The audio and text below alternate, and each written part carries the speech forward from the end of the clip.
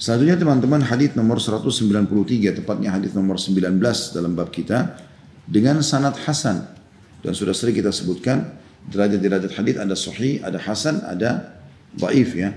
Ada yang paling benar, yang paling sempurna maksudnya sahih, dan ada yang hasan di bawahnya sedikit tingkatannya tapi juga bisa diterima. Ada yang dhaif dan lemah. Ada juga yang maudhu, yang palsu ya. Jadi kalau sahih dan hasan ini mirip, dekat derajatnya. Karena kita sedang membahas buku Sahih At-Targhib dan Tarhib, berarti yang sahihnya saja, maksud dalamnya juga hasan ya. Hadis nomor 193, tepatnya hadis urutan 19 dengan sanad hasan, diriwayatkan pula oleh Ibnu Majah dan Ibnu Hibban di sahihnya dari hadis Abu Sa'id Al-Khudri radhiyallahu anhu. Hanya saja keduanya berkata dalam riwayat tersebut, Rasulullah sallallahu alaihi wasallam bersabda, "Ala adullukum ala ma yukaffiru Allahu bihi al-khataya wa yazidu bihi fil hasanat wa yukaffiru bihi adh-dhunub." Qalu, "Bala ya Rasulullah." Qala, "Isbagul wudu'i 'ala al-makruhat wa kathratul khuta ila al-masajid wa intidharu as-salati ba'da as-salah fadhalikumur ribat." Jadi ini mirip dengan riwayat tadi sebelumnya nomor 18 ya, urutan 18 atau nomor 192, tapi ini ada tambahan berbeda sedikit lafadznya yang diriwayatkan Ibnu Majah dan Ibnu Hibban. Kalau tadi kan hadis sebelumnya diriwayatkan oleh Malik, Muslim, Tirmidzi dan An-Nasa'i ya. Dalam riwayat Ibnu Majah dan Ibnu Hibban lafadznya bunyi seperti ini, yaitu sabda Nabi SAW, "Maukah kalian aku tunjukkan sesuatu yang dengannya Allah menghapus kesalahan-kesalahan dan menambah pahala-pahala atau kebaikan-kebaikan, juga melebur dosa-dosa." Jadi ada tambahan di sini, memperbanyak pahala-pahala. Ya. Kalau tadi hadis sebelumnya kan meninggikan derajat. Ya. Mereka menjawab para sahabat, "Tentu wahai Rasulullah." Lalu Rasulullah Sallallahu Alaihi Wasallam bersabda, menyempurnakan wudhu pada kondisi yang dibenci, memang sudah kita jelaskan tadi, memperbanyak langkah ke masjid dan menunggu sholat sesudah sholat, maka itu adalah ribat. Jadi ada tambahan di sini lafadznya, yaitu menambahkan kebaikan-kebaikan. Artinya akan melipat gandakan pahala. Ini saya tidak syarahkan lagi untuk jelaskan karena sudah kurang lebih mirip dengan dua hadis sebelumnya. Hadis selanjutnya nomor 194, tepatnya urutan 20 dalam bab kita, dan sahih li ghairihi. Artinya dia jadi sahih karena dikuatkan dengan riwayat-riwayat lain. Dari Ibnu Abbas radhiyallahu anhu dia berkata, Rasulullah sallallahu alaihi wasallam bersabda, "Atani lailat Rabbi," dalam kurung fi ahsani surah. Qala ya Muhammad, "Hal tadri fima yakhtasimu al-mala'u al-a'la?" Qultu na'am, fil kaffarati wad darajat wa naqli al-aqdami lil jama'at wa isbaghi al-wudu'i fi as-sabarat wa intidhar as-salati ba'da as-salah wa man hafaza 'alayhinna 'asha bi khair wa mata bi khair wa kana min dhunubihi kayawmi waladathu ummu. Ini hadis yang mulia sekali ya. Kata Nabi SAW, "Tadi malam Rabbku mendatangiku," dalam kurung, dalam bentuk yang paling sempurna. Lalu dia berfirman, Allah SWT berfirman, "Ya Muhammad, wahai Muhammad, tahukah kamu dalam urusan apa para malaikat di langit sedang berbincang-bincang, berselisih, ya, menyebutkan sebagai sebuah hot news, berita yang penting untuk diketahui?" Aku menjawab, "Iya, dalam urusan hal-hal pelebur dosa dan derajat-derajat." Artinya orang sudah buat dosa, dibersihkan dosanya, dan juga meninggikan derajat-derajat. Mengayunkan langkah kepada sholat jamaah, menyempurnakan wudhu dalam keadaan dingin, menunggu sholat sesudah sholat.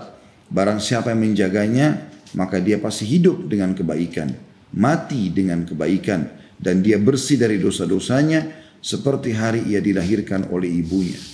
Diriwayatkan oleh Tirmidzi dalam hadis yang akan hadir selengkapnya insyaallah dalam bab sholat jamaah, kata beliau, dan juga dengan sanad hasan, dengan sanad hasan. Hadis ini teman-teman sama, karena kita memang sedang bahas dengan bab wudu, berdekatan maknanya satu sama yang lain ya, berdekatan maknanya satu sama yang lain. Jadi yang perlu kita tambahkan informasinya adalah potongan pertama, tadi malam Rabbku mendatangiku. Ya. Maknanya adalah Nabi alaihi salatu wassalam memastikan kalau dia mendapatkan informasi langsung dari Tuhannya. Dan ini tentu terjadi kepada para nabi-nabi ya. Sebagaimana Allah berfirman tentang Musa alaihissalam, a'udzubillahi minasyaitonir wa kallamallahu Musa taklima. Dan Allah benar-benar mengajak bicara Musa ya secara langsung. Jadi ini makna tadi malam Rabbku mendatangiku ya, lalu bertanya atau berfirman, ya Muhammad, tahukah kamu dalam urusan apa para malaikat di langit sedang berbicara ya atau berselisih pendapat. Maka maknanya adalah Allah subhanahu wa ta'ala mengizinkan Nabi SAW untuk komunikasi secara langsung.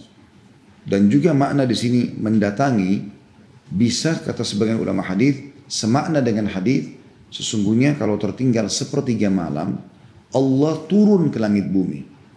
Dalam riwayat lain turun ya, sampai ke daratan ya, bumi. Artinya betul-betul Allah Subhanahu Wa Taala sedang mendatangi kita.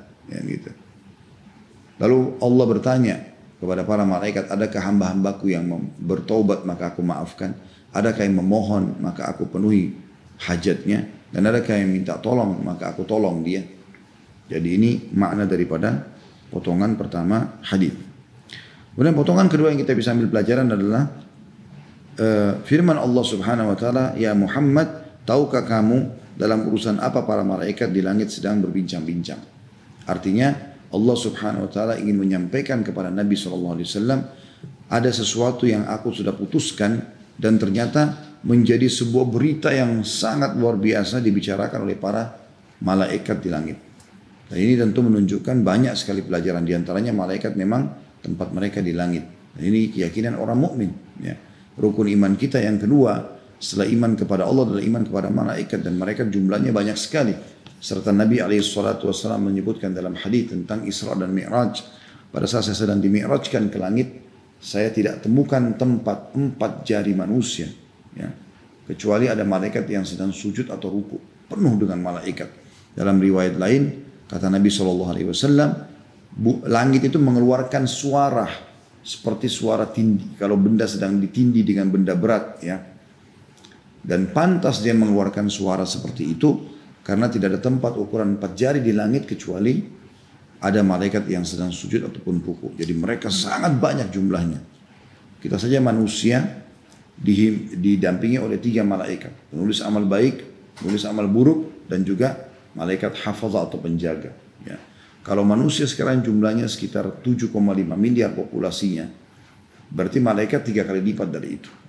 Ya. Yang jumlah menemani manusia saja, belum yang meniupkan ruh, belum yang mencabut ruh, belum yang menurunkan hujan, menggantikan musim, mengurus lautan, mengurus gunung-gunung. Ya, sebagaimana Nabi SAW pada saat ditolak dakwanya di kota Taif, maka Jibril datang lalu mengatakan, hai Muhammad, di sebelahku ada malaikat khusus untuk mengurus gunung-gunung. Kau tinggal perintahkan, maka dia akan hancurkan 2 kota ini, Taif dan juga Mekah. Ya, dan dakwamu akan tersebar. Tapi Nabi SAW memilih untuk tidak menghancurkan dan berharap dari keturunan mereka keluar orang-orang yang beriman. Jadi malaikat banyak sekali dan tempat mereka di langit. Kita pun akan bertemu dengan malaikat. Yang pertama kali kita akan lihat wujud aslinya pada saat meninggal dunia, insya Allah akan datang malaikat maut yang mencabut, dan malaikat pendamping kalau dia orang beriman, atau malaikat penyiksa kalau dia orang kafir. Ya. Kemudian potongan ketiga adalah jawaban Nabi SAW. Aku menjawab iya. Maksudnya iya di sini bukan berarti Nabi SAW spontanitas langsung main tahu saja, enggak. Artinya ia telah sampai kepadaku informasinya. Jibril telah menyampaikannya, gitu kan? Telah sampai. Allah telah menyuruh Jibril menyampaikan kepada Nabi SAW. Ya. Jadi jawaban ini penting ya, karena bukan berarti Nabi SAW spontanitas tahu. Makanya beliau dalam banyak ayat juga disuruh oleh Allah Subhanahu Wa Taala menyebutkan. A'udzubillahi minasyaitonir rajim, misalnya salah satunya, Kul innama ana basyarum mithlukum yuha ilayya annama ilahukum ilahu wahid. Ya, al-ayat artinya ya, katakanlah hai Muhammad, aku adalah manusia biasa seperti kalian, tapi diwahyukan kepadaku bahwasanya tidak ada Tuhan yang berhak disembah kecuali Tuhan kalian Allah, gitu kan. Dan di sini memang Nabi SAW tidak tahu. Ya, beliau basyar, beliau manusia biasa. Tapi jawaban beliau, iya, saya tahu waktu Allah tanya, Maksudnya ia telah sampai kepadaku informasi wahyu. Lalu Nabi SAW menyebutkanlah apa yang Allah ingin ya, dia sebutkan. Maka mulai disebutkan, yaitu para malaikat sedang membicarakan tentang masalah urusan hal-hal pelebur dosa yang membersihkan dosa-dosa. Jadi dosanya banyak pun dibersihkan. Dan mengangkat derajat-derajat tinggi di dunia dan juga di akhirat. Allah angkat derajatnya di dunia, namanya jadi harum, di akhirat pun Allah tinggikan derajatnya di surga. Ya, semoga kita insya Allah termasuk itu. Yaitu mulailah disebutkan yang pertama mengayunkan langkah ke sholat jamaah. Ini sudah kita jelaskan tadi ya. Di sini di masjid maksudnya. Terus menyempurnakan wudhu dalam keadaan dingin ya. Atau tadi dalam keadaan susah. Sebenarnya sih kalau terjemahannya lebih tepatnya bukan dingin ya. Makruhat itu adalah lebih tepatnya ya, sesuatu yang dibenci. Sebagaimana tadi terjemahan-terjemahan sebelumnya ya. Kemudian menunggu sholat setelah sholat. Ya. Ini juga sudah kita jelaskan tadi. Lalu kata Nabi SAW, barang siapa yang menjaganya, maka dia hidup dalam keadaan baik. Dia juga akan mati dalam keadaan baik. Dan dia bersih dari dosa-dosanya seperti hari dia dilahirkan oleh ibunya. Jadi saya membagi hadis ini, potongan pertama adalah sabda Nabi SAW tadi malam, Rabbku datang kepadaku, sudah kita jelaskan tadi. Potongan kedua adalah Allah Subhanahu Wa Taala menyebutkan, hai Muhammad, tahukah kamu apa yang ya, para malaikat sedang perbincangkan. Jadi menjelaskan tentang masalah alam malaikat. Kemudian yang ketiga adalah jawaban Nabi SAW yang mengatakan iya, bukan berarti karena beliau sudah tahu spontanitas, tapi karena ada wahyu. Kemudian yang keempat, penyebutan tentang masalah apa yang sedang dibicarakan oleh para malaikat, yaitu hal-hal pelebur dosa dan derajat-derajat. Kemudian masuklah kerinciannya, yaitu mengayunkan langkah menuju ke masjid, sholat berjamaah di masjid, menyempurnakan wudhu dan dalam keadaan susah atau lagi waktu-waktu yang dibenci, menunggu sholat sesudah sholat. Gitu kan. Ini potongan yang keempat. Potongan yang kelima ini yang tambahan daripada hadis sebelumnya, yaitu barang siapa yang menjaganya. Perhatikan sabda Nabi SAW, menjaganya. Artinya menjadi sebuah pola hidupnya, rutinitasnya. Yaitu mereka selalu melangkah menuju ke masjid sholat berjamaah. Mereka selalu menyempurnakan uduk. Sudah batal uduk lagi, batal uduk lagi. Dan mereka selalu menunggu sholat dengan sholat setelahnya. Maka janji Nabi SAW yaitu dia akan hidup dalam kebaikan. Nah, ini pesan barunya, tambahan daripada hadis sebelumnya. Ini bagian kelima yang kita bisa ambil pelajaran dari hadis ya, yaitu dia akan hidup dengan kebaikan. Maksudnya atau dalam keadaan baik ya. Dia akan sehat, dia akan diberikan rezeki, dipenuhi kebutuhannya, akan dimaafkan kesalahannya, seperti itulah. Ya. Jadi dengan menjaga tiga hal ini, dipastikan dia akan dalam kebaikan. Juga pada saat dia mati, pasti dalam keadaan baik.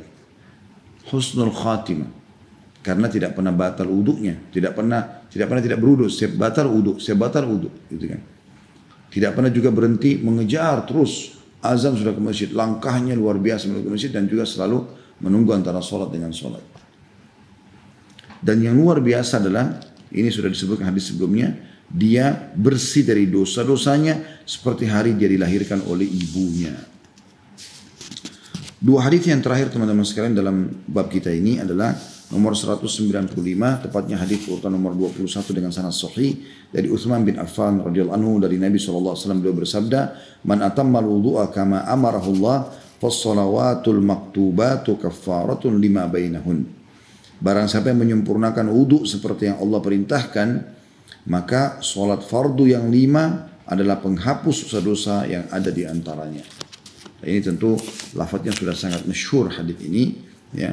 Artinya kita ambil pelajarannya, Nabi SAW menitik beratkan, kalau kau mau sholat, sempurnakan wudhu. Sempurna artinya pelan-pelan.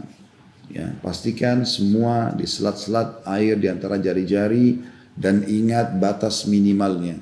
Sudah kita sebutkan masalah itu. Kalau batas minimal pergelangan, maka usahakan lebih sedikit. Batas minimal siku, lebihkan sedikit. Batas minimal mata kaki, lebihkan sedikit. Nanti akan ada bab insya Allah di pertemuan kita yang akan datang, di Jumat akan datang insya Allah, kita akan bahas lanjutannya tentang keutamaan orang yang suka menjaga wudhu itu ya. Dan juga harus berhati-hati tentang masalah titik-titik tertentu yang tidak boleh tidak kena air wudhu ya. Maka kalau Anda pelan-pelan ambil air, pastikan air masuk ke mulut Anda, lalu dikumur-kumurkan, madmadah namanya. Lalu dihirup sisanya. Jadi kalau satu cakupan air di telapak tangan kita ini, setengahnya masuk ke mulut, dikumur-kumur, lalu kemudian dihirup, istinsyak namanya ke hidung, kecuali Anda lagi puasa. Kemudian istinthar, membuang dengan kuat dengan tangan kiri, dan kemudian setelah itu Anda buang air di mulut. Jadi tadi sementara proses menghirup air di hidung, mengeluarkan dengan kuat ya, maka air di mulut ini masih kumur-kumur maksimal. Nah, karena ada orang subhanallah mungkin air yang masuk di mulutnya sedikit sekali, gitu kan? Enggak, dia harus masukkan air banyak. Nah, kata ulama semua rongga mulutnya, gusinya, semua ini mulutnya ini memang kena ya hantaman atau kocakan air itu ya, atau kumur-kumur dia itu. Kemudian wajah dari awal tumbuhnya rambut ya tentunya sampai dagu ya, dipastikan semuanya kena ya, termasuk ya dekat kuping kanan dan kuping kiri. Kemudian tangan ditarik sampai ke siku, kemudian kanan dan kiri, kemudian kepala dari awal tumbuh rambut ditarik sampai ke tengkuk ya, batang leher, kemudian dikembalikan ke depan, lalu kemudian jari telunjuk masuk ke dalam kuping dan ibu jari mutar ke belakang. Lalu kemudian kita ya, mencuci kaki tentunya ya. Semua anggota tubuh ini 3 kali kecuali kepala tadi yang sekali. Ini adalah ajaran Nabi SAW dan di awal bab kita sudah kita coba praktekkan tentang masalah wudhu. Bagi teman-teman yang baru ikuti acara kita ini bisa menonton di YouTube, insya Allah ada bab sholat, bab wudhu, dan saya sudah praktikkan tata caranya. Hadis ini riwayatkan An-Nasai bin Majah dengan sanad sahih. Dan yang terakhir teman-teman di bab kita nomor 196 urutan 22 dengan hasan sahih. Dari Abu Ayyub radhiyallahu anhu, dia berkata, aku mendengar Rasulullah sallallahu alaihi wasallam bersabda, man tawadda kama umir wa shalla kama umir ghufira lahu ma qaddama min amal. Barang siapa yang berwudu seperti yang diperintahkan dan salat seperti yang diperintahkan, maka kesalahan yang telah dilakukannya akan diampuni. Dalam riwayat An-Nasai, Ibnu Majah juga Ibnu Hibban ya.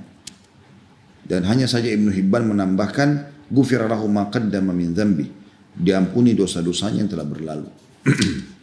Di sini teman-teman perhatikan baik-baik, selalu titip pesannya penyempurnaan wudu. Dalam riwayat Abu Ayyub ini radhiyallahu anhu ditambahkan kata-kata sebagaimana diperintahkan. Jadi harus betul-betul dia lakukan wudu yang diperintahkan, sholat yang diperintahkan, tata caranya ya. Dia harus perhatikan mana yang wajibnya, mana yang sunnahnya, mana yang membatalkan, maka dibersihkan dosa-dosa yang telah lalu.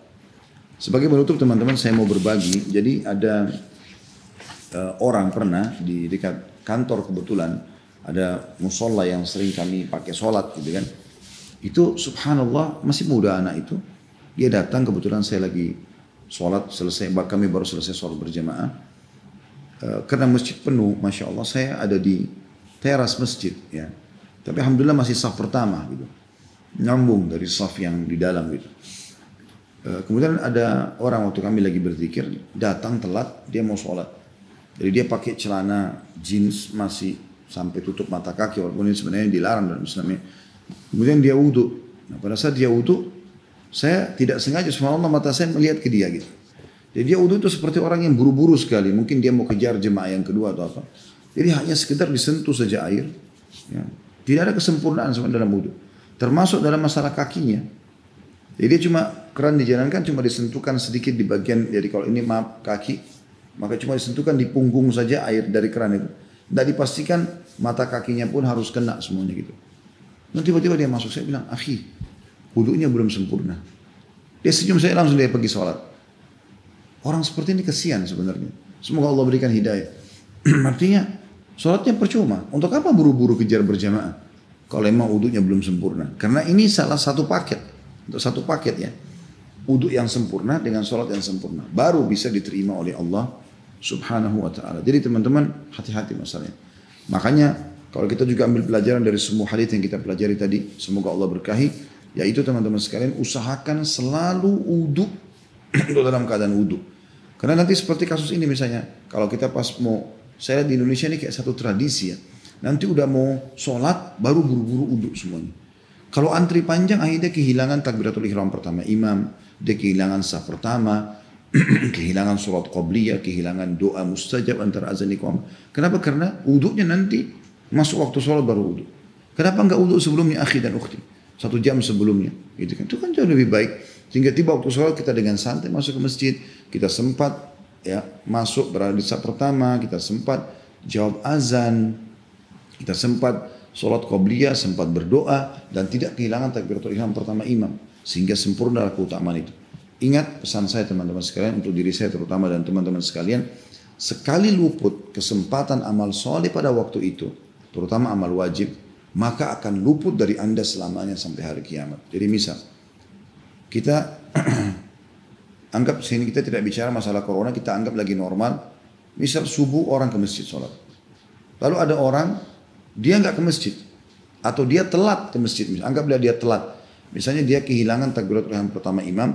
Sehingga dia hanya mendapatkan akhir al-fatihah waladhdallin amin. Dia Allah Akbar amin. Baik. Orang yang dari awal ikut berjamaah teman-teman sekalian, dari takbiratul ihram pertama, dari doa iftitah, dari ayat pertama setelah bismillah alhamdulillahi rabbil alamin arrahmanir rahim dan seterusnya, itu kehilangan setiap hurufnya 1 pahala. Dan itu tidak bisa diperbaiki sampai hari kiamat. Akan tercatat si fulan pada hari itu pahala sholat subuhnya mulai dari waladhdallin misalnya, gitu kan. Dan itu tidak bisa diperbaiki. Saya pernah subhanallah punya pengalaman masuk ke masjid dekat rumah. Waktu itu transisi berubah waktu sholat ya. Dari sekitar jam 12 lewat 10 waktu itu duhur, seperti kita tahu di waktu tentu sering terjadi ya. Terus dia mundur jadi jam 12 kurang. Ada tamu di rumah ngobrol-ngobrol sama saya. Saya tahunya memang jam 12.10. Subhanallah. Dan kejadian ini teman-teman terus saya sesali seumur hidup saya. Dan saya jadikan sebagai cambuk untuk tidak boleh terulang lagi. Mudah-mudahan teman-teman juga bisa ambil pelajaran masalah itu. Maka saya lihat loh, jam 12 lewat 5 saya pikir oke, kita sekarang ke masjid karena 5 menit lagi azan gitu. Kata tamu saya, baiklah Ustaz, kita jalan-jalan. Begitu kami jalan subhanallah masuk ke masjid dan sudah dalam kondisi wudhu alhamdulillah, karena saya sudah siapkan wudhu sebelumnya. Ini juga kebetulan sudah wudhu. Begitu kami masuk masjid, imamnya sudah ruku, sudah sujud rakaat pertama. Saya bertanya-tanya, kok bisa masih jam 12 lewat 8 kalau nggak salah, sekitar 3 menitan kami menuju ke masjid. Kok bisa sudah sholat dan masuk 1 rakaat? Oke, saya ikut sholat. Allahu Akbar, sujud. Nah ini saya sholat, saya tambah 1 rakaat setelah itu kan. Tapi saya ingin memastikan, oh memang ada ya jadwal sholat memang berubah dari jam 12 kurang 2 menit atau 3 menit gitu azannya tuh kurang 1 menit. Dan ternyata memang antara azan iqamah karena situ tidak terlalu banyak orang, mereka buru-buru. Ya. Tapi subhanallah saya jadi menyesal seumur hidup saya teman-teman. Karena pada hari itu Khalid ini ya masbuk 1 rakaat duhur dan tidak bisa diperbaiki. Dan itu sudah cukup bisa membedakan antara derajat kita sama orang lain yang sholat dari awal di surga nanti. Maka harus hati-hati teman-teman sekalian. Sekali luput perbuatan baik belum tentu kita bisa ulangi. Ya kan gitu. Sholat sunnah pun begitu. Kalau Anda sholat duha, lewat sholat duha Anda tidak sholat sama sekali, maka tidak bisa lagi diperbaikin. Akan dicatat buku amal kita hari itu tidak ada amal itu. Allahu a'lam.